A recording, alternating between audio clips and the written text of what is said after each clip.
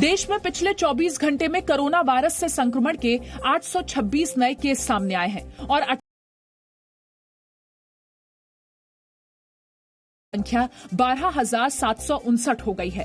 Corona संक्रमण से अब तक 420 लोगों की मौत हो चुकी है, जबकि कोरोना संक्रमित 1,515 मरीज ठीक हुए हैं।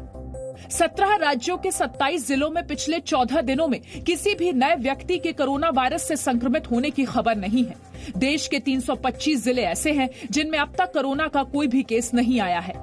फील्ड लेवल पर किए हुए एक्शन के तहत 325 ऐसे जिले हैं जहां पर कोई भी केस नहीं आया है। लॉकडाउन, सोशल डिस्टेंसिंग और कंटेनमेंट मेजर्स के इस कंबाइंड एफर्ट से अगर हम लोग इसी तरीके से इस सतत प्रयास में लग रहेंगे तो हमें सफलता जरूर मिलेगी। Indian council for medical research के मुताबिक देश में अब तक कोरोना वायरस के 2,90,000 से ज्यादा टेस्ट हुए। इसमें से 30,043 टेस्ट कल किए गए हैं। दिल्ली में एक पिज्जा डिलीवरी बॉय के कोरोना संक्रमित पाए जाने के बाद 72 परिवारों को क्वारंटीन कर दिया गया है। ऑनलाइन पिज्जा डिलीवरी की सुविधा देने वाली कंपनी बॉक्सेट के एक कोरोना पॉजिटिव डिलीवरी बॉय ने पिछले कुछ दिनों में 72 परिवारों को पिज्जा की होम डिलीवरी की थी। संक्रमित होने के बावजूद ये डिलीवरी बॉय एक सोसाइटी में मौजूद मदर डेयरी पर भी गया था और अब इस मदर डेयरी को भी सील कर दिया गया है। पिज्जा बॉय पॉजिटिव पाए गए हैं। उसके लिंक में जितने भी उसके साथी थे डिलीवरी बॉय थे उनको इंस्टीट्यूशनल क्वारंटाइन में रखा गया है 17 लोगों को और 72 लोगों को होम क्वारंटाइन में रखा गया है। इस मामले में जोमैटो कंपनी ने भी अपना पक्ष रखा है। जोमैटो ने एक बयान में कहा है कि इस रेस्टोरेंट से ऑर्डर किए गए कुछ फूड आइटम्स की डिलीवरी जोमैटो के जरिए भी की गई थी, लेकिन ये पुख्ता तौर पर नहीं कहा जा सकता कि इन डिलीवरी के समय पर यह राइडर संक्रमित था या नहीं। जिस कंपनी बॉक्सेट ने ये पिज्जा डिलीवरी की थी उसने भी सफाई दी है कि सारी सावधानियां बरतने के बावजूद एक डिलीवरी पार्टनर संक्रमित पाया गया है। ये दुर्भाग्यपूर्ण है और कंपनी प्रशासन के साथ पूरा सहयोग कर रही है। 72 परिवारों के अलावा डिलीवरी बॉय से मिलने वाले 17 दूसरे डिलीवरी बॉयज को भी अलग अलग जगहों पर क्वारंटीन कर दिया गया है। दिल्ली के निजामुद्दीन मरकज में शामिल तबलीगी जमात के लोगों को छिपाने का खुलासा करने वाले जी न्यूज के ऑपरेशन वायरस का असर हुआ है।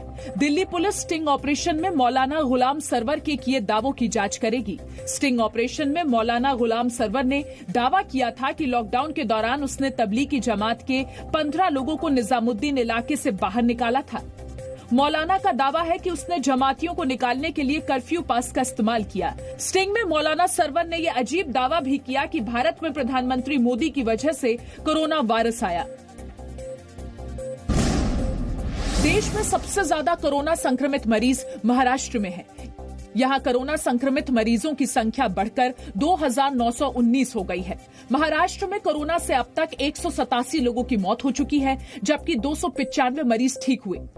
बीएमसी के मुताबिक मुंबई में कोरोना मरीजों की संख्या 2,043 हो गई है। मुंबई में आज 3 कोरोना संक्रमित मरीजों की मौत हुई। कोरोना से सिर्फ मुंबई में अब तक 116 लोगों की मौत हो चुकी है।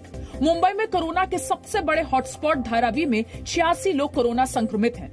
यहां आज एक कोरोना संक्रमित मरीज की मौत हुई। धारावी में कोरोना से मरने वालों का आंकड़ा बढ़कर 9 हो गया है।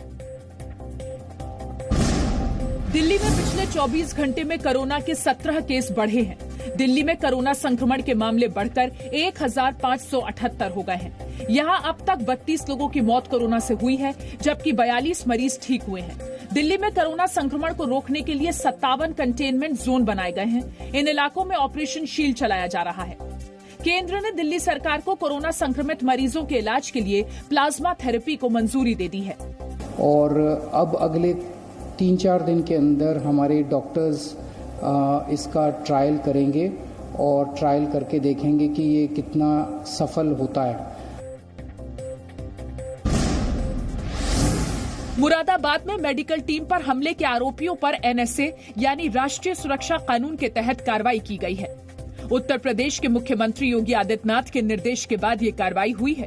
कोरोना से निपटने के लिए हुई समीक्षा बैठक में मुख्यमंत्री योगी आदित्यनाथ ने ये निर्देश दिए।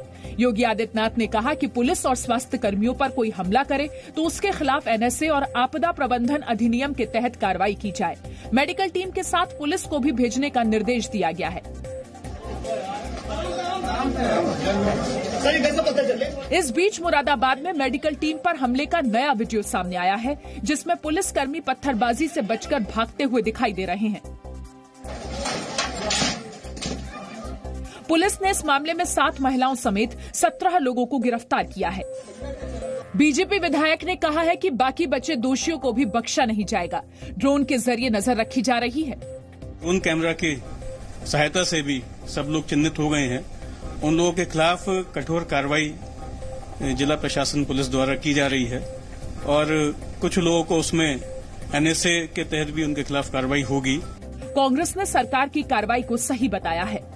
सबसे महत्वपूर्ण कड़ी डॉक्टर्स और स्टाफ है, उनकी सुरक्षा अगर हम नहीं रख सकते फिर आपको और हमको कैसे सुरक्षा वो प्रदान कर सकते हैं। तो इसलिए जो कठोर कदम उत्तर प्रदेश सरकार ने उठाया है वो अपनी जगह ठीक है।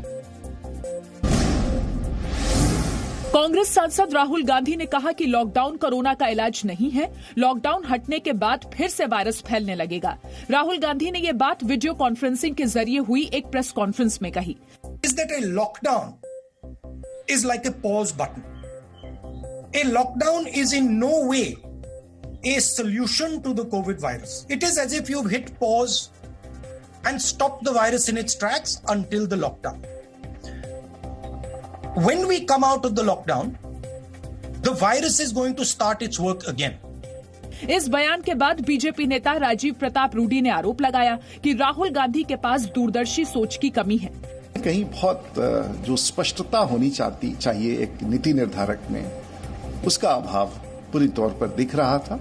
फिर भी उन्होंने जो विचार दिए हैं मोटे तौर पर सभी विषयों की जानकारी सबको है। राहुल गांधी ने लॉकडाउन के दौरान कोरोना की रैंडम टेस्टिंग की सलाह दी है। इस पर आईसीएमआर ने कहा है कि देश में टेस्टिंग की रफ्तार बिल्कुल भी कम नहीं है। हमारे देश में हम तकरीबन 24 टेस्ट कर रहे हैं एक आदमी पॉजिटिव पाने के लिए। हमको ये समझना पड़ेगा कि 24 अगर हमको पूछा तो 24 यानी 23 लोगों की टेस्ट